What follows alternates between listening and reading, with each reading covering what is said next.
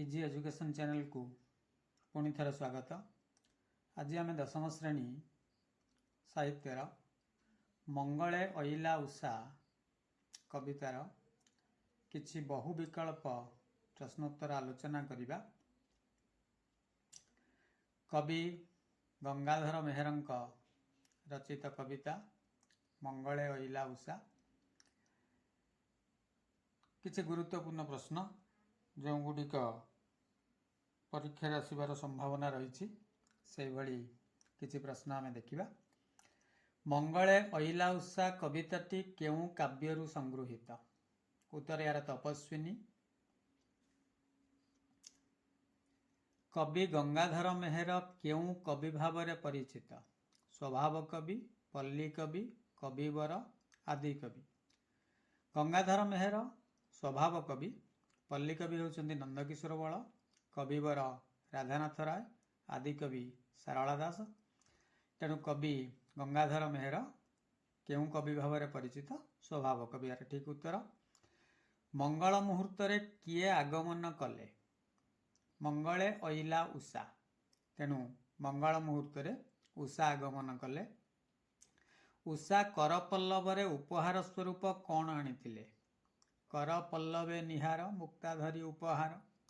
तेणु उषा कर पल्लवरे निहार रूपक मुक्ताधरी आसीथिले। तेणु ठीक उत्तर निहार रूपक मुक्ता। कलकंठ कहिले काहाकू बुझाए? कलकंठ कहिले कोइली को बुझाए। कलकंठ कंठे कहिला दर्शन दिय सती राति पाहिला। तेणु कलकंठर अर्थ एटी कोइली।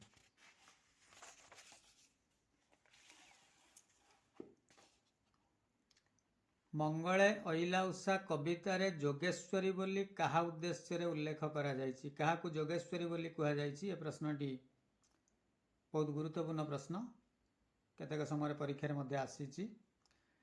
मंगले अइला उषा कवितारे जोगेश्वरी बोली उषा को कहा जायछि। देवी उषा कौन देवा पाई मर्त्य भुवन को आगमन करिसंती? देवा पाई नवजीवन। तेणु यार उत्तर होची नवजीवन। उषांक आगमन रे किए संगीत गान कले?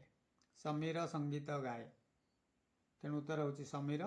पूर्व वीडियो मध्ये कहिथिली जे कवितार ये जो एमसीक्यू गुड़ा बहु विकल्प प्रश्न उत्तर कवितार प्रति धाड़ी को मन रखिया को चेष्टा करिवो। उषांक आगमन रे किए बीणा वादन कले? भ्रमर बीणा बजाए। तेणु यार उत्तर होची भ्रमर। पाट मागध कहिले काहाकू बुझाए? पाट मागध कहिले श्रेष्ठ भाट। अरुण कसाय बास एही उक्तिर अर्थ कौन? अरुण कसाय बास। अरुण अर्थात सकाळर सूर्य अरुण। तेणु अरुण रंगर बास अर्थ वस्त्र। तेणु उत्तर हम लाल रंगर वस्त्र। उषांक निर्देश रे किए नर्तन करुथिला? उत्तर होची सुरभि।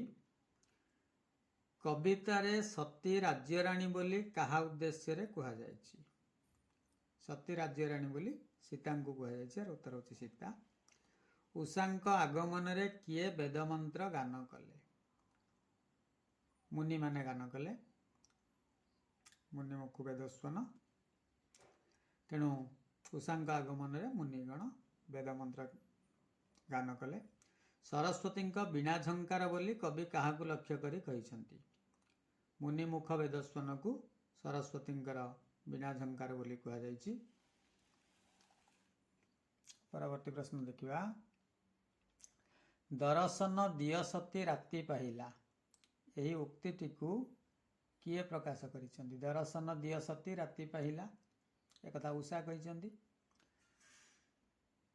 सीतांक हृदय रे प्रतिबिंबित रामंक मूर्ति को कवि काहा सहित तुलना करिसंती? पद्मिनी हृदयस्थ शिशिर बिंदुरे सूर्यरश्मि सह। कवितारे आश्रम धात्री भाव रे काहाकू वर्णना करा जायछि? तमसा नदी को वर्णना करा जायछि। उत्तर होछि तमसा वा तमसा नदी। कवितारे निर्मल गात्री बोली काहाकू कहा जायछि? सेही उत्तर तमसा। सीता को वैदेही बोली कहीं कहा जायछि? सीता को वैदेही बोली कह जाए जेहेतु से विदेहर राजकन्या विदेह राज्यर राजकन्या होइथिबारु तांको वैदेही बोली कह जाए। पठित कवितार कलिंग बोली क्या लक्ष्य करी कह जाए कलिंग कलिंगर अर्थ हूँ कजलपाती तेणु कजलपाती को कलिंग बोली कह जाए। सती सीता आसन उठी काहा पयर रे प्रणाम जणाइले अनुकंपा को प्रणाम कले नमी अनुकंपा पयरे। मुनिंक मुख निसृत वेदध्वनि केउठारे तृप्ति प्रदान करिछि बोली कवितारे वर्णित होइछि वैकुंठरे उत्तर यार। शुभ्र सौरभ रसिके बोली काहाकू संबोधन करा जाइछि उषांकु। निर्वासिता सीता केउठारे अवस्थान करुथिले सहज प्रश्न वाल्मीकि आश्रम रे। केउटी गंगाधर मेहरंक रचना नुहे प्रणय वल्लरी कीचकबद्ध पद्मिनी महाजात्रा महाजात्रा ठीक उत्तर महाजात्रा कवि वराधानाथ रचना।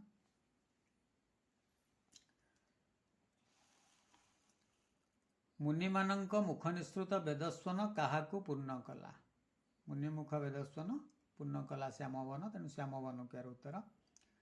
देवी सीतांक आगमन आकांक्षा तमसा काहाकू मंगल प्रदीप रूपे सजाई रखिथिला मंगल प्रदीप प्रभाती तारा को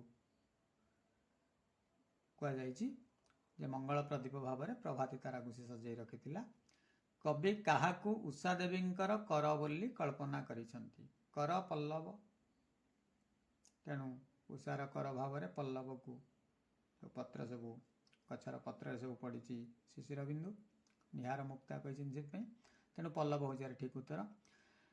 पाट मागध वेश किए आसीथिला कलिंग अइला पाट मागध वेश तेणु यार उत्तर हूँ कलिंग।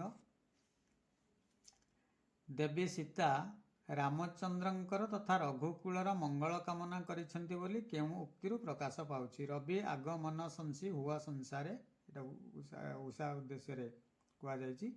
मंगल प्रदीप रचि प्रभाती तारा ये कथा जिते तमसा नदी को स्नान करने से समय कथा ये तमसा अपेक्षा करिछि। शुभ संपादिनी हुआ रघुवंशिके यहाँ हूँ ठीक उत्तर। देवी सीता रामचंद्रंकर तथा रघुकुलर मंगल कामना करिसेंती बोली यही उक्तिर ग नंबर जो उक्ति अच्छी शुभ संपादिनी हुआ रघुवंशिके ये जना पड़ी। राजलक्ष्मी हृदयहार बोली कवितार क्या लक्ष्य करी कह जाइछि उत्तर हूँ सीतांकु। मागो मो मानसरे नथिला आशा ये उक्ति किए क्या उद्देश्य कहते कथा तमसा कही सीता उद्देश्य तेणु तमसा सीता एक कहते किए सीता कोଳରେ धारण कर स्नेहपूर्वक आलिंगन कला तमसा नदी।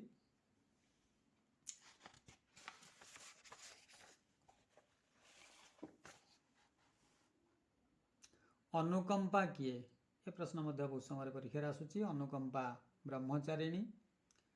देवी सीता शुभागमन को तमसा किपरि चाही रही मीन नयन रे मुहुर्मुहु मीन नयने तेणु माछ मानकर आखिरे मीना नयन रे चाही रही। सुकुमार देही बोली कवितार क्या लक्ष्य करी कह जाइछि उषा सुकुमार देही तेणु उषा को लक्ष्य करी कह जाइछि। सीता को स्वागत निमित्त तमसा निज प्रांगण रे कौन बिंची देइथिला कुसुम प्रांगणे कुसुम बिंची तेणु कुसुम बिंची थिला। देवी उषा केउठारु मर्त्य भुवन को अवतरण करिसेंती स्वर्गरु स्वर्ग की ओह्लाइछंती मर्त्य भुवन।